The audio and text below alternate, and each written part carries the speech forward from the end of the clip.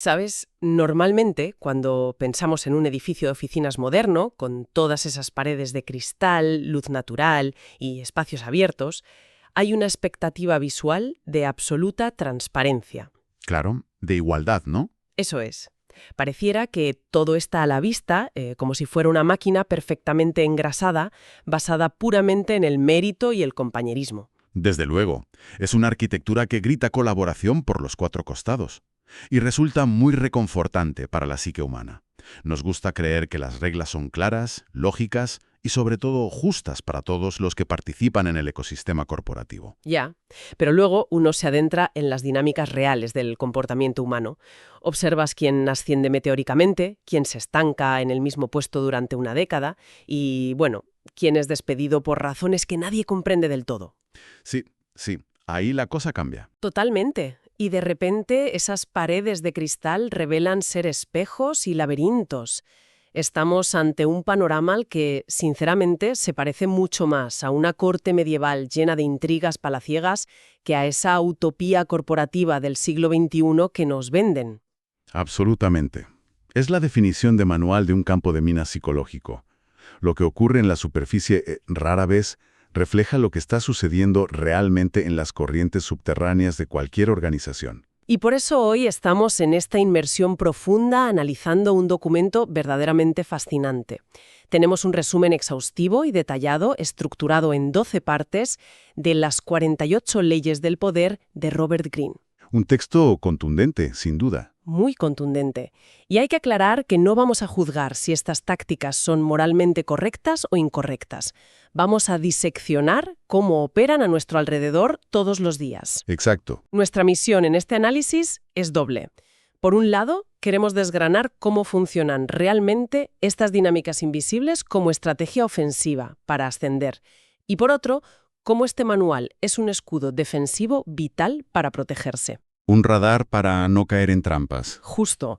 Además, y esto es crucial, pondremos el foco en cómo un líder joven, alguien que acaba de asumir un cargo de responsabilidad, puede aplicar estas lecciones sin perder ni un ápice de su credibilidad profesional. Vale, vamos a desgranar esto. El texto advierte desde el principio que el juego del poder no es una opción, es una realidad ineludible. A ver, lo fascinante de esto es que la verdadera genialidad del documento radica en su fría categorización de la psicología humana. Nos presenta la naturaleza humana tal cual es, con sus inseguridades, su ego, su vanidad, no como desearíamos que fuera en un mundo ideal. Claro, no hay filtros, ninguno. En un entorno altamente competitivo, ignorar estas dinámicas no hace a nadie más noble, simplemente le convierte en alguien con una vulnerabilidad enorme. Es como, bueno, decidir ignorar la ley de la gravedad porque a uno no le gusta la idea de caer al suelo. Tal cual. Entremos de lleno entonces en el primer gran obstáculo, la supervivencia básica, en el terreno jerárquico. Porque antes de poder acumular influencia o proyectar una imagen de grandeza, hay que sobrevivir a la estructura que ya existe. No puedes ganar si te eliminan en la primera ronda. Exactamente. El principio fundamental aquí es lapidario. Jamás hay que hacerle sombra al maestro. El texto advierte sobre el peligro mortal de despertar la inseguridad de los superiores. Ya. Dice que el éxito propio debe parecer siempre un reflejo del talento del jefe. Si lo pienso, es como ser el batería de una banda de rock. Mantienes el ritmo, haces que la canción funcione, sudas la gota gorda, pero debes dejar que el cantante principal se lleve todos los focos y los aplausos. Es una buena analogía, pero con un matiz peligroso en la vida real. ¿Ah, sí? Sí, porque un batería normalmente sabe que su rol es estar atrás y lo acepta. Sin embargo, un joven directivo ambicioso no quiere quedarse en la sombra para siempre. Eventualmente, quiere el micrófono. Y ahí es donde ocurre el desastre. Claro, las prisas por destacar. Eso es. La mayoría de los líderes jóvenes llegan a su nuevo puesto queriendo demostrar su brillantez de inmediato. Quieren innovar, proponer ideas disruptivas y dejar clarísimo por qué fueron contratados. Lo cual tiene sentido lógico, ¿no?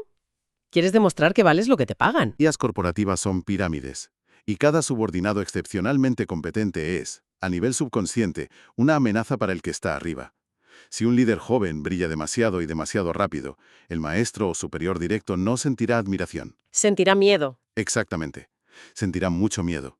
y el miedo en las organizaciones se traduce en zancadillas invisibles. Entonces, a ver, ¿cómo se equilibra el demostrar que uno es excepcionalmente competente sin que ese superior lo perciba como un intento descarado de quitarle la silla? ¿Cómo sobrevive un talento joven a esta fase inicial? Bueno, la clave está en enmascarar esa competencia extrema bajo un manto de lealtad absoluta. El autor sugiere, en otro de sus principios, lograr que otros trabajen para uno, pero llevarse los laureles. Ujú. Bien, pues el líder joven debe aplicar esto a la inversa, hacia arriba, ceder el mérito de manera estratégica. Entiendo. ¿Cómo se vería esto en la práctica? Imaginemos una reunión de la junta directiva. El joven gerente ha diseñado una estrategia de ventas que es brillante. En lugar de presentarla como su gran obra maestra personal, la presenta diciendo algo como, construyendo sobre la excelente visión que nuestro director de departamento planteó el trimestre pasado, hemos desarrollado esta táctica. Ah, qué inteligente. Claro, haces el trabajo brillante, pero empaquetas el éxito para que alimente el ego del jefe. Si el superior se siente seguro y engrandecido por la presencia de este joven talento, le otorgará más recursos y más poder real. Raya la importancia crítica de identificar con quién se está tratando. Advierte que no todas las personas reaccionan igual a las ofensas Desde luego que no. y que hay ciertos perfiles que persiguen un agravio hasta la tumba. A esto se le suma una paradoja que choca de frente con la cultura popular de las empresas. Me refiero a las alianzas y la amistad. El texto sostiene que no se debe confiar demasiado en los amigos porque sienten envidia rápidamente. Ya, es un tema peliagudo. Y que, por el contrario, hay que aprender a utilizar a los antiguos enemigos porque tienen más que demostrar. Así es. Y para un profesional que acaba de ascender, comprender esta psicología es vital para mantener la credibilidad. Pensemos en alguien que es promocionado por encima de sus antiguos compañeros de departamento. Uf, situación típica. Totalmente. El instinto natural es apoyarse en esos amigos de la oficina para liderar, pero el autor señala una verdad incómoda. La amistad en el trabajo a menudo genera un sentido de derecho. El amigo espera favores, flexibilidad, tratos de favor, Y cuando no los obtiene, la envidia germina rápidamente. tal cual. Claro, el famoso ¿por qué él y no yo? Exactamente. Sin embargo, si ese mismo líder joven le da una oportunidad o un proyecto clave a un antiguo rival, a alguien con quien compitió en el pasado, la dinámica cambia. Un antiguo adversario no espera nada. Ya veo. Siente que tiene algo que demostrar. Va a trabajar el doble para probar que la apuesta por él fue acertada y para asegurar su propia posición. Además, el texto aconseja mantener cierta independencia, no comprometerse ciegamente con ninguna facción de la oficina. Claro, el poder de no casarse con nadie. Eso es. Al no atarse a ningún grupo de poder prematuramente, uno se convierte en una especie de árbitro independiente, manteniendo toda la libertad de movimiento. Vale. Digamos que este joven líder sobrevive esos primeros 6 meses. No ha herido el ego de su jefe, ha gestionado bien a sus antiguos compañeros y se ha mantenido independiente. ¿Un éxito? Sí, pero ¿cuál es el siguiente obstáculo? Que si uno se queda callado haciendo su trabajo perfectamente, se vuelve invisible. Y la invisibilidad no te asciende. Hay que moldear activamente cómo los demás perciben esa presencia, porque el poder es en gran medida una ilusión óptica. Y aquí es donde la cosa se pone realmente interesante, porque el texto nos lanza una contradicción brutal. ¿Las famosas paradojas de la atención? Exacto. Por un lado, el autor plantea que hay que huir del anonimato a toda costa, llamar la atención y defender la reputación con la vida. Pero casi en la misma respiración nos instruye en el arte del silencio. Sí, dice que hay que decir siempre menos de lo necesario. Eso es, ocultar las intenciones tras cortinas de humo, e incluso aconseja aparentar ser más tonto de lo que uno es. Parecen instrucciones diametralmente opuestas, o sea, enciende todas las luces del estadio para que te vean, pero escóndete en las sombras y hazte el despistado. ¿Cómo encaja esto en la mente de un profesional moderno? Bueno, si conectamos esto con el panorama general de la psicología del comportamiento, la contradicción se disuelve por completo. El error común es pensar que la atención se logra siendo ruidoso, pesado o muy evidente. ¿Qué es lo que hace mucha gente? Claro, pero eso destruye la credibilidad y te convierte en una molestia.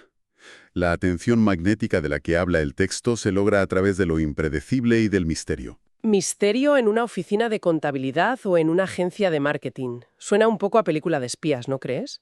Suena teatral, sí, pero ocurre todos los días. Imaginemos una de esas reuniones interminables por videoconferencia.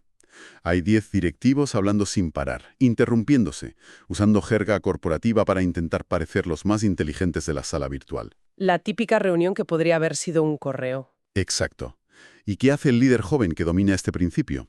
Se sienta en silencio, escucha, absorbe todo, no interrumpe. Y en los últimos 3 minutos de la reunión interviene con una sola frase, concisa y quirúrgica, que encapsula el problema real que todos estaban evadiendo. Boom. Eso es. Al decir menos de lo necesario, sus palabras ganan un peso infinito. El silencio no es ausencia. El silencio, cuando está calculado, intimida. Obliga a los demás a llenar el vacío, a menudo revelando sus propias inseguridades. O sea, el contraste absoluto con el ruido general es lo que genera esa atención de la que habla el autor. Precisamente. Y en cuanto a ese polémico consejo de hacerse el tonto, hay que entenderlo en su contexto. No se trata de parecer incompetente en el trabajo diario. Eso sería un suicidio profesional rápido y fulminante. Se trata de una táctica temporal de recolección de información. ¿Desarmar al oponente inflando su ego? Eso es. Haces que el otro se sienta más listo, más experimentado o más astuto que tú. A la gente le encanta escuchar el sonido de su propia voz y demostrar su supuesta superioridad. Es verdad. Al adoptar un rol de aprendiz o mostrar cierta ingenuidad calculada ante un colega competitivo, provocas que baje la guardia y hable de más. Te revelará sus estrategias, sus quejas sobre la empresa, sus verdaderas intenciones. Es recolección de inteligencia pura. Controlas la dinámica porque obligas a los demás a jugar con las cartas que tú has repartido, mientras ellos creen que tienen el control absoluto de la situación. ¡Qué astuto! Pasamos entonces de la imagen pura, de cómo te ven, a la interacción más dura. Me refiero a cómo se persuade y se neutraliza en el día a día corporativo. Entramos en la esfera de la guerra psicológica y las motivaciones humanas. Y el documento no se anda con ningún tipo de romanticismo. Ninguno. Establece como regla de oro que al pedir ayuda o recursos, jamás hay que apelar a la gratitud por favores pasados ni a la misericordia. Hay que apelar única y exclusivamente al interés propio de la otra persona. Es un mapa de la cruda realidad de las transacciones humanas. Apelar a la gratitud es un error de novato. ¿Pero por qué? O sea, desde pequeños nos enseñan que si hacemos un favor, lo natural es que nos lo devuelvan. Porque la memoria humana para los favores pasados es increíblemente corta, y la deuda genera resentimiento. La gratitud es una carga emocional que la gente prefiere olvidar. Sin embargo, la perspectiva de un beneficio futuro es un motor inagotable. Claro, el ¿qué hay de lo mío? Tal cual. Si un líder joven necesita que el director financiero apruebe un aumento de presupuesto para su proyecto, no debe recordarle cómo le ayudó a cuadrar las cuentas el año pasado. Debe presentarle cómo ese nuevo proyecto va a generar un ahorro masivo que hará que el propio director financiero luzca como un genio ante la junta de accionistas en el próximo trimestre. Interés propio, puro y duro. Entendido. Y para lograr esa influencia, el texto sugiere descubrir la debilidad o la vanidad de cada individuo. Sugiere usar la honestidad selectiva para bajar las defensas de la víctima. Pero quiero detener el tren un momento aquí. Dime. Porque hay un principio específico que resulta bastante chocante. Dice textualmente, hazte pasar por un amigo, pero actúa como un espía. A ver, esto suena profundamente cínico y destructivo para cualquier equipo de trabajo sano. Parece la receta perfecta para crear un ambiente de paranoia corporativa insoportable. ¿No es precisamente aquí donde la aplicación defensiva de este conocimiento cobra su mayor importancia? Esto plantea una cuestión importante y, me atrevería a decir, es la razón principal por la que cualquier profesional debería conocer estos principios. Existen entornos altamente competitivos que son inherentemente depredadores. Si uno lee esto como un manual de defensa, deja de ser ingenuo frente a tácticas manipuladoras. Pero, ¿cómo se ve este espionaje en una oficina normal hoy en día? No estamos hablando de micrófonos ocultos en macetas, imagino. Para nada. Hablamos de dinámicas mucho más sutiles. Pensemos en ese colega de otro departamento con el que apenas cruzas palabra. De repente una mañana te manda un mensaje casual y te invita a tomar un café virtual o presencial. Durante la charla, utiliza esa honestidad selectiva de la que hablábamos. Ajá. Te confiesa una pequeña queja, algo inofensivo sobre la dirección de la empresa, o te cuenta un rumor sin importancia. Está bajando tus defensas, mostrándose vulnerable. Exacto. Está tendiendo una trampa psicológica de reciprocidad. Al confiarte un secreto, espera que tú, por empatía y para mantener el equilibrio en la conversación, sueltes información que sí es confidencial. Quizás detalles sobre los presupuestos de tu área o el estado de ánimo de tu equipo. Madre mía, hay que ir con pies de plomo. Sí, porque si conoces estas dinámicas, identificas inmediatamente que ese café no es un intento de amistad genuina, es una misión de extracción de información. Conocer esto permite a un líder joven no solo protegerse a sí mismo, sino blindar a su equipo de influencias externas manipuladoras. Qué fascinante disección. Y hay otro punto en esta sección sobre la confrontación. Advierte que si se entra en conflicto con un adversario, hay que aplastarlo por completo, para no dejar semillas de resentimiento. En un entorno moderno, asumo que no hablamos de destrucción física, sino política. Claro, en el mundo corporativo contemporáneo, esto se traduce en despojar a un rival tóxico de cualquier influencia, acceso a recursos clave o capacidad de decisión que pueda usar para contraatacar en el futuro. Si un líder joven tiene un elemento verdaderamente disruptivo y tóxico en su equipo, la advertencia es no hacer las cosas a medias. Nada de medias tintas. Eso es. No se le margina un poco, se le documenta el bajo rendimiento y se le aparta definitivamente del proyecto, porque un enemigo herido que permanece en la estructura conspirará incansablemente para vengarse. Llegar a este nivel de comprensión táctica nos lleva a la última fase del documento, la cumbre, porque llegar a una posición de poder requiere audacia, pero el texto deja clarísimo que mantenerse en esa posición exige una filosofía y una mentalidad completamente diferentes. La rigidez, que quizás te sirvió para escalar, se convierte de repente en tu mayor enemigo, y hay un choque interesantísimo entre la acción y la percepción en esta etapa. Es donde la maestría del liderazgo realmente se pone a prueba. Por un lado, se exige actuar con total audacia. Las dudas o la timidez se castigan severamente, mientras que la acción decidida genera un halo de autoridad. Pero al mismo tiempo, se requiere que todos esos logros titánicos parezcan realizarse sin el más mínimo esfuerzo, como si fuera arte de magia. Es el antiguo concepto renacentista de la esperezatura, la ilusión de la naturalidad. Si la gente ve las horas de agonía, las correcciones y el sudor que hay detrás de una gran estrategia corporativa, dejas de parecer un genio brillante y te conviertes simplemente en un mortal muy trabajador. Pierdes esa mística, ¿no? Claro, el poder absoluto en la cima debe parecer inherente a la persona, casi predestinado, no forzado o fabricado. Y para un líder joven que acaba de tomar las riendas de un departamento, que ve 1000 cosas rotas y quiere arreglarlas todas el primer día, hay una advertencia que vale su peso en oro sobre la gestión del cambio. El principio sugiere predicar constantemente la necesidad de cambio, porque suena progresista, pero advierte que nunca se deben reformar demasiadas cosas de una vez. Ese es un punto clave. Si cambias el software de gestión, los horarios y las métricas de evaluación en la misma semana, el equipo se amotinará o se paralizará. Totalmente normal. El cambio debe inyectarse en el sistema gota a gota, envuelto siempre en la familiaridad del pasado.